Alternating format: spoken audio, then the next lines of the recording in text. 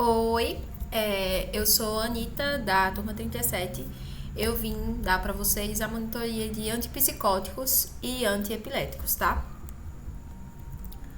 Bom, gente, primeiramente, para começar a parte de antipsicóticos, eu acho importante a gente destacar a diferença entre psicose e esquizofrenia, porque não é a mesma coisa.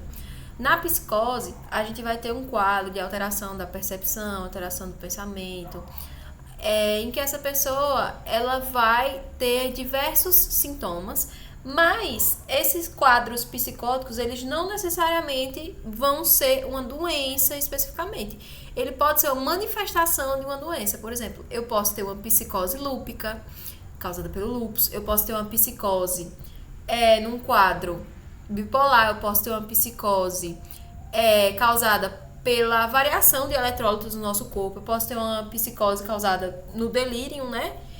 Que o delírio é justamente uma causa orgânica para essa psicose. Então, assim, eu posso ter esse quadro psicótico em diversas situações, não necessariamente relacionadas a transtornos mentais, não necessariamente relacionadas à esquizofrenia.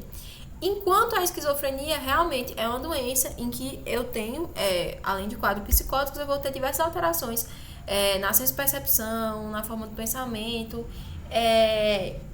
em como a pessoa se porta, em muitos aspectos. E na esquizofrenia, eu vou ter sintomas positivos e sintomas negativos.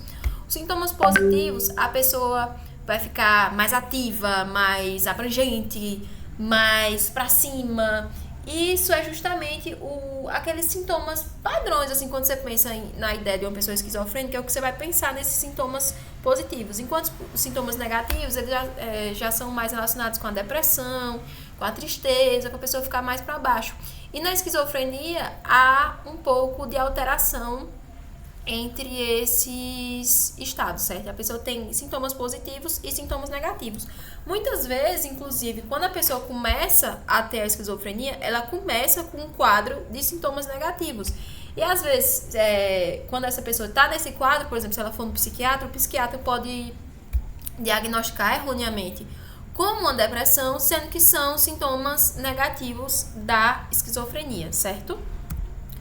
Bom, e como eu falei, essa questão de sintomas positivos e negativos, a gente vai ver que muitos antipsicóticos eles são utilizados em outras doenças, porque esses medicamentos vão ser bons para tratar esses sintomas também, não necessariamente só a psicose ou só a esquizofrenia, certo? Bom, aqui nós temos hipóteses neurobiológicas. Essas hipóteses, elas são muito importantes, porque elas vão explicar o que acontece na esquizofrenia e também o que acontece com os medicamentos para que esses medicamentos funcionem. Então, vamos lá.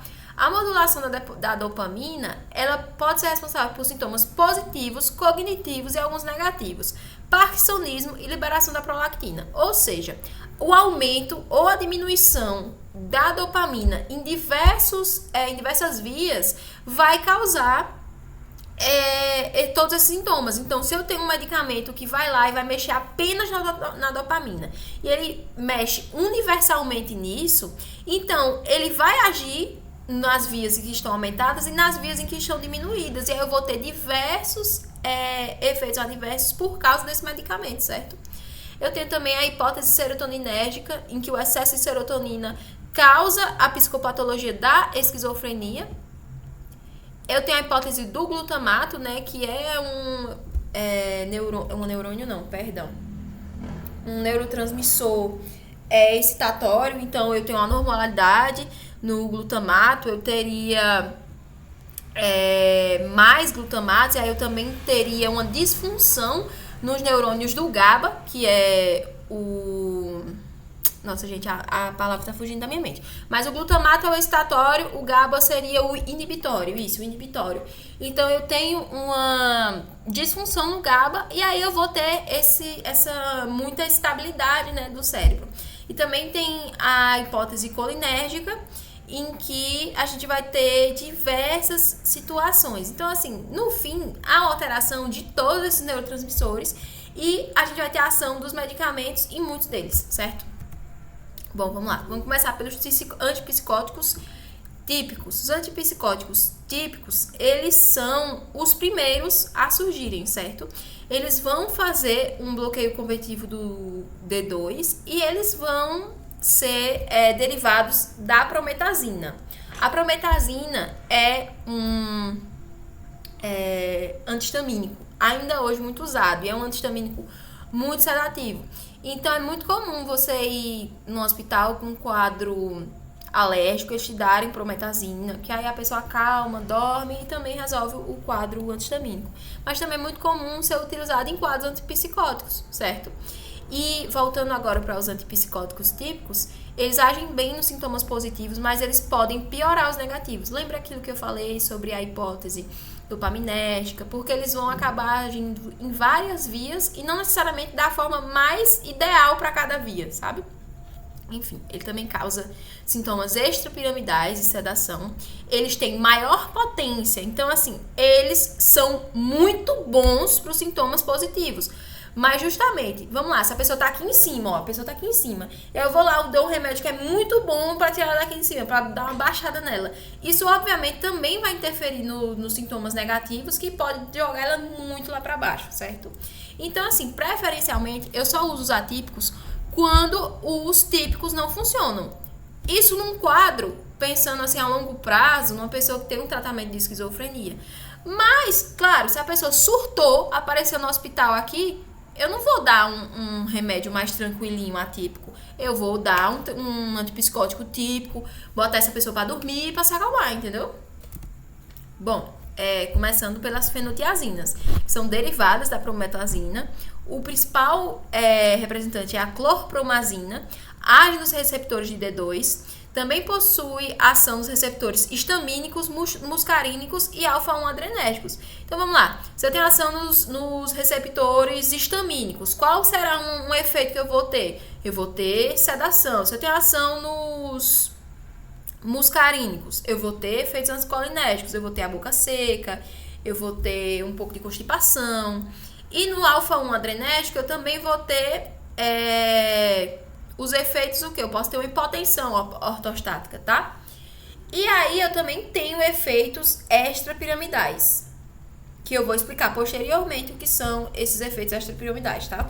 Aqui nas butirofenonas, a gente tem o grande e famoso haloperidol. Então, assim, a pessoa surtou, apareceu no HU agora. Provavelmente o que é que vão dar? Haloperidol e prometazina, porque aí a pessoa dá uma acalmada e dorme. E aí ela para de surtar, né? Digamos assim, falando de uma forma bem esdrúxula. Vamos lá. O haloperidol, ele tem um bloqueio potente de D2 e ele tem menos efeitos sedativos e anticolinérgicos que as fenotiazinas. Mas ele tem muita reação extrapiramidal e ele também dá a síndrome neurolética maligna, que é uma situação fatal. Ou seja, tem que tomar cuidado com o haloperidol. E aí, quando eu uso ele associado à prometazina, eu vou ter uma redução dos efeitos extrapiramidais. Por quê? Porque eu vou ter um efeito anticolinérgico, que eu vou explicar agora. Esse butirofenonas aqui tá errado. Na verdade, eu queria explicar sobre os efeitos extrapiramidais. Vamos prestar atenção nesse título completão aqui em cima, certo? Eu vou ter um bloqueio dopaminérgico na via nigrostriatal. Lembra que eu falei que quando os típicos agem, eles agem em todas as vias. Então, eles vão bloquear o canal de dopamina em todas as vias. Nessa via específica, eles vão causar um bloqueio de dopamina, o que vai diminuir a dopamina e, consequentemente, vai aumentar a acetilcolina. Então, quando eu faço isso, eu levo a distúrbios motores. Lembrando, diminuiu a dopamina e aumentou a acetilcolina. A prometazina, ela tem um efeito anticolinérgico, então ela vai dar uma diminuída na acetilcolina, o que vai diminuir a quantidade de efeitos extrapiramidais, quando esses dois remédios, no caso o Aldol e a prometazina, são associados. Então aqui eu tenho diversos efeitos de reações extrapiramidais. Tem a distonia aguda, em que a pessoa vai ter espasmos musculares. Tem a acatisia, que a pessoa fica muito inquieta, não consegue ficar parada, fica levantando, caminhando, agoniada mesmo. Ela não cabe dentro do próprio corpo, certo? O parkinsonismo, em que nós temos tremor, rigidez, que é uma situação parecida com o que uma pessoa de Parkinson teria nas suas manifestações comuns, né? E a discinesia tardia, que são movimentos involuntários. Então, sempre que você tratar alguém com haloperidol ou com qualquer medicamento que possa dar sintomas extrapiramidais, é sempre importante ficar atento para ver se essa pessoa teve essas reações, certo? Bom, agora partindo para os antipsicóticos atípicos. São os antipsicóticos mais recentes e eles vão bloquear o D2 menos que os típicos na via mesolímbica. Então, assim, obviamente, se eles bloqueiam menos que os típicos, eles vão reduzir menos os sintomas positivos. Mas, ao mesmo tempo, isso é mais interessante porque eles não vão causar tanto malefício para os negativos, certo? Então, eles são mais equilibrados. Eles deixam a pessoa mais equilibrada, não derrubam a pessoa, deixam a pessoa mal, triste, com sono, quanto os típicos, tá? Eles também têm ação de antagonismo aos receptores serotoninérgicos na mesocortical. Então, isso também vai ajudar a lutar contra os sintomas negativos. Então, como eu já falei, ação em sintomas positivos e negativos, menor incidência de sintomas extrapiramidais. Eles vão fazer um bloqueio alfa-1 adrenérgico, que pode levar também à hipotensão ortostática, bloqueio estaminérgico, que também vai levar à sedação e ao ganho de peso, e o bloqueio muscarínico, que pode causar efeitos anticolinérgicos. Mas assim, gente, esses são efeitos que a gente também já tinha nos típicos e que nem de longe se comparam a efeitos extrapiramidais. Então, são efeitos que a pessoa consegue levar no dia a dia, né? Não que não existam pessoas se tratando com haloperidol, existe, mas é mais comum tratar com os atípicos. Então vamos lá, começando pela clozapina e pela olanzapina. Todas essas características que eu falei aqui, elas vão caber para os atípicos, tá? Talvez uma coisa ou outra não. Então eu quis trazer as diferenças entre cada medicamento para que isso ficasse bem fixado na mente de vocês. A clozapina, ela é muito boa para tratar esquizofrenia resistente e para pacientes suicidas. Já a olanzapina não é boa para pacientes com tendência suicida, mas é muito bom para pacientes bipolares. E qual é o problema? Ela vai ter um risco metabólico muito grande. Então, os pacientes podem desenvolver uma síndrome metabólica, podem desenvolver diabetes. Então, assim, se é um paciente que talvez já tenha um risco cardiovascular aumentado, que ele já tem uma diabetes, que ele já tem uma hemoglobina glicada ali no pré-diabetes, talvez não seja tão interessante de usar a olanzapina, tá? A quetiapina. Gente, vocês vão perceber que esses antipsicóticos, eles são muito utilizados em situações que não são para tratamento de psicose e para tratamento de esquizofrenia. Por exemplo, a quetiapina, ela é muito utilizada para dormir, justamente porque ela vai de hipnótico a antipsicótico. Então, tem muito paciente que toma quetiapina à noite para ajudar a dormir, certo? Tem também muita gente que usa no tratamento da psicose com o Parkinson, é muito indicada nesse caso. Ela é indicada para ser usada na depressão de pacientes que têm depressão e que têm surtos, né? Ela vai fazer essa melhora de humor, mas ela pode aumentar o intervalo QT. Então, tomar cuidado com os idosinhos, para não causar um torçado de ponte, enfim. Risperidona é muito, muito, muito utilizada, gente. A maioria das pessoas que você vai ver, pode ser em tratamento de bipolaridade, pode ser em tratamento de diversas outras coisas, vai utilizar risperidona. Ela é muito utilizada em demência, idosos com demência, e off-label em crianças e adolescentes. Mas vocês vão ver que na prática clínica, ela é muito utilizada em crianças, adolescentes e adultos jovens bipolares, tá? Ziprasidona, ela é muito utilizada na Tourette. E ela vai agir em diversos canais serotoninérgicos. Mas especialmente nesse aqui que eu coloquei, que é o 5-HT1A, ela vai ter uma ação na depressão, né? Vai ter uma melhora da depressão e dos sintomas negativos. Já o aripiprazol, ele é um modulador de dopamina. Ele vai ser antagonista do 5-HT2A e agonista do 5-HT1A. Ele não foi testado em Tourette. ele vai causar um quadro de insônia. Então, se a insônia para o paciente for insuportável, é mais interessante você trocar para uma quetiapina, né? Porque a quetiapina, novamente, as pessoas usam para dormir. Então, se for insuportável a insônia, você troca pela quetiapina. É importante não adicionar a outro antipsicótico, porque a pessoa pode entrar num quadro de sedação. E o paciente em uso do aripiprazol, ele pode ter um quadro de mania. Então, assim, gente, eu trouxe as diferenças entre cada medicamento.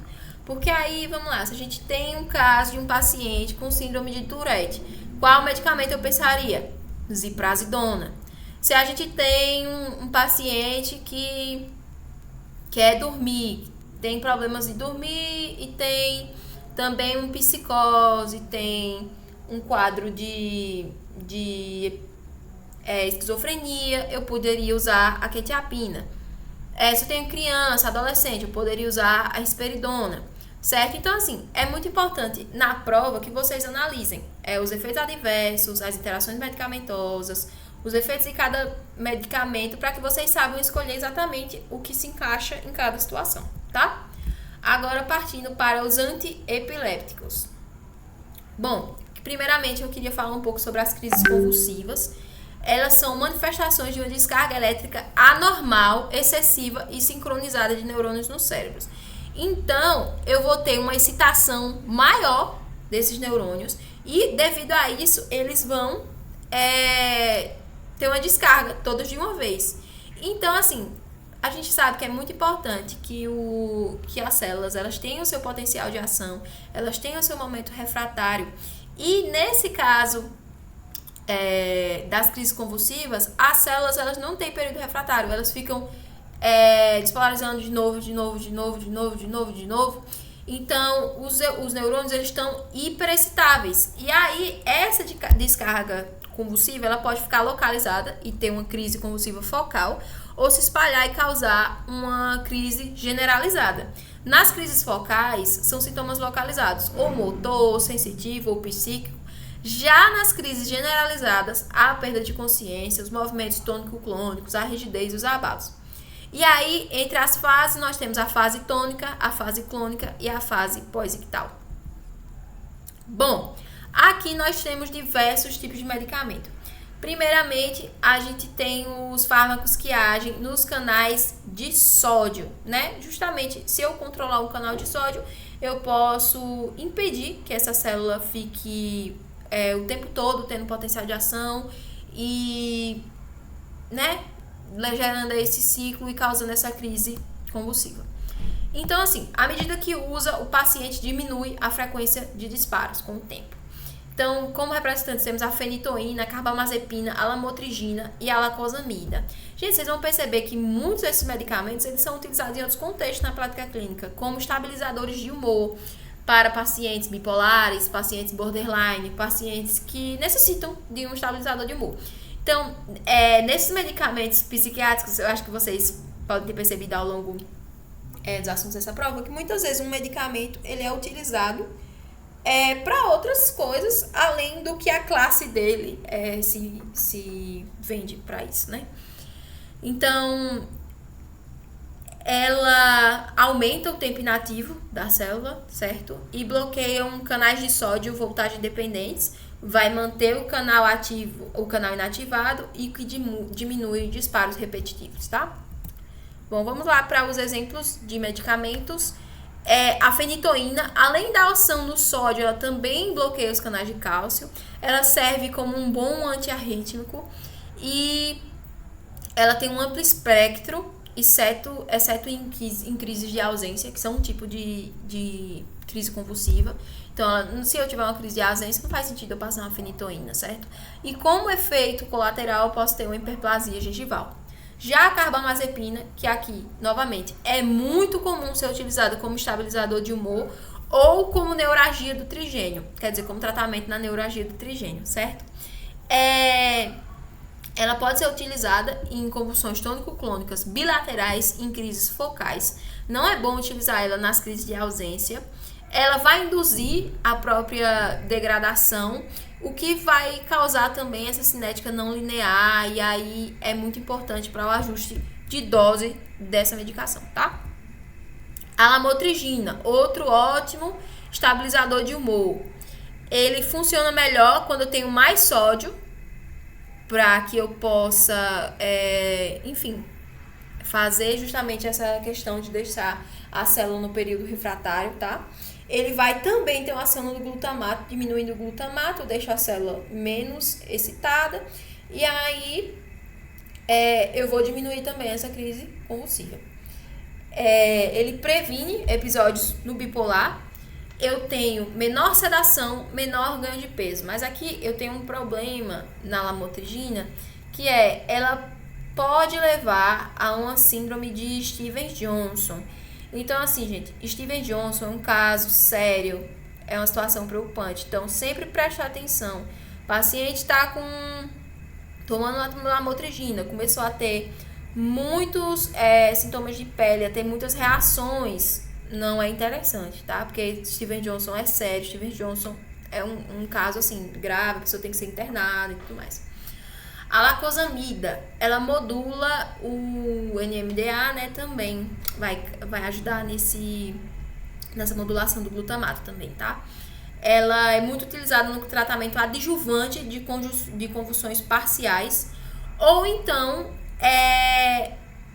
situações refratárias, tá? E ela também só funciona quando o canal já está sendo inibido. Por isso que ela é um adjuvante. Ela só funciona como adjuvante, porque ela vai lá dar um a mais, mas ela não serve como tratamento inicial sozinho.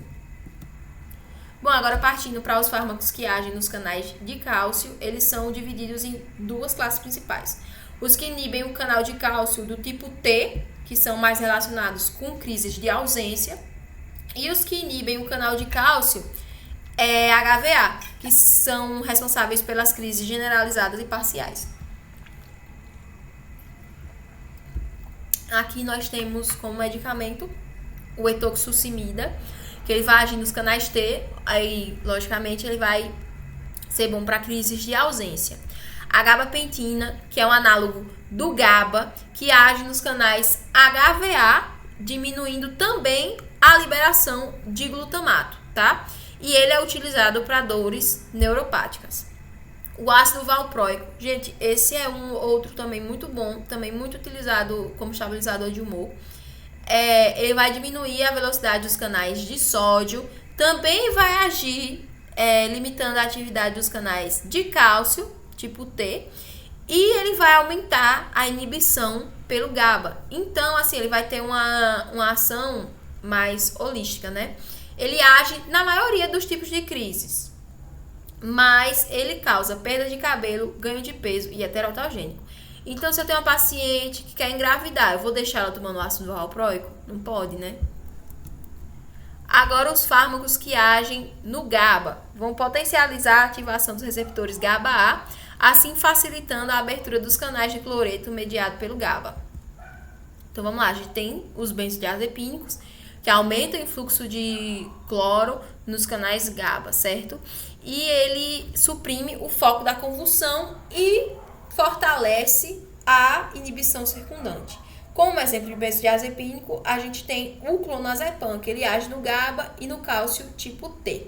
Mas ele tem uso limitado, porque assim, você não vai ficar usando a torta e a direito um benzodiazepínico para tratar um quadro psicótico ou de esquizofrenia. Um quadro psicótico até é comum você usar, assim, uma pessoa chegou surtando no hospital, mas de resto não tanto. E o fenobarbital, que ele inibe alostericamente o GABA, pode provocar depressão respiratória. Isso aqui é muito importante de saber do fenobarbital, tá? Ele pode ser utilizado em todas as crises, exceto a ausência, e ele possui muitas interações medicamentosas. Então, não é um medicamento tão legal que está se usando.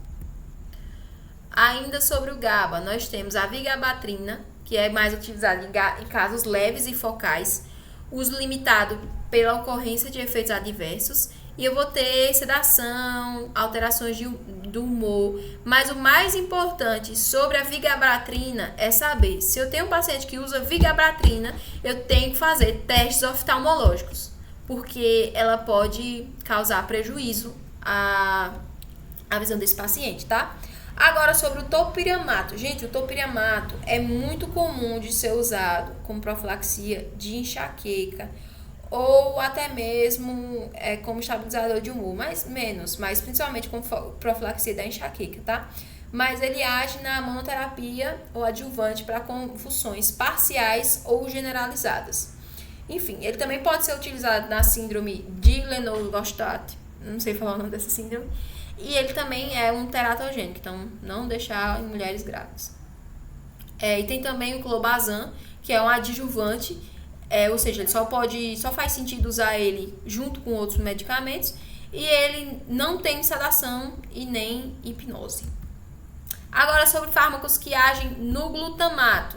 Tem o felbamato e a rufinamida. O felbamato, ele inibe receptores NMDA. Ele é muito bom para síndrome de Lennox-Gastaut, para medicamentos que não respondem ao amato. Amato é a mesma coisa que o topiramato, tá?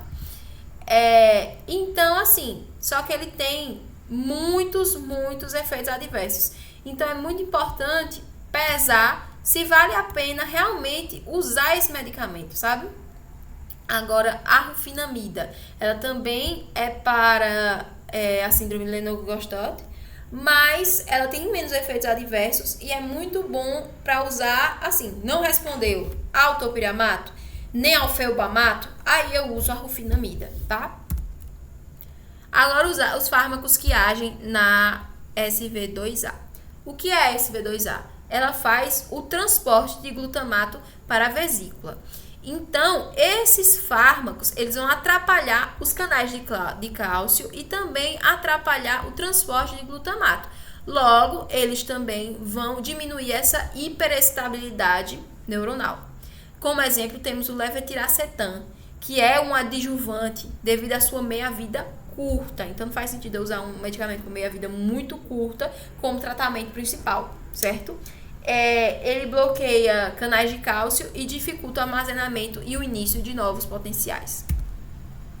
Agora, os fármacos que agem no potássio, tem a retigabina, que vai bloquear o potássio e aumentar o GABA, e é importante que faça exame oftalmológico a cada 6 meses, tá? Porque também pode trazer malefícios à visão.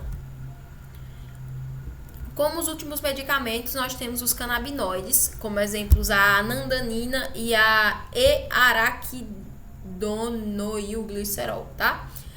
O canabinoide é um constituinte natural da cannabis sativa, mas ele também pode ser sintetizado. Aqui nós temos como exemplo também o THC, que ele é agonista parcial no receptor CB1. Já o cannabis, e ele também tem efeitos psicoativos por esse mesmo receptor e tudo mais, mas o canabidiol não apresenta efeitos psicoativos e tem baixa afinidade pelos receptores canabinoides CB1 e CB2. Então, não se sabe muito bem por que ele tem efeitos anticonvulsivos.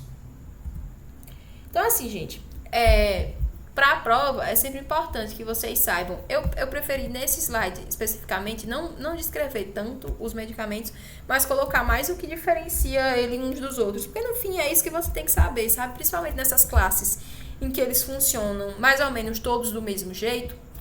É importante que você saiba o que diferencia esses fármacos entre si. Em qual doença eu vou usar eles, qual é o efeito adverso, qual é o mecanismo. É isso que é o mais interessante e o mais cobrado, tá? Mas assim, não se desesperem, é uma prova até difícil, mas que dá pra se fazer, que é tranquila, que vocês vão conseguir raciocinar e resolver facilmente. Então é isso. Qualquer coisa, qualquer dúvida que tiver surgido, qualquer correção, crítica, podem me chamar no privado que eu respondo. É isso, gente. Obrigada.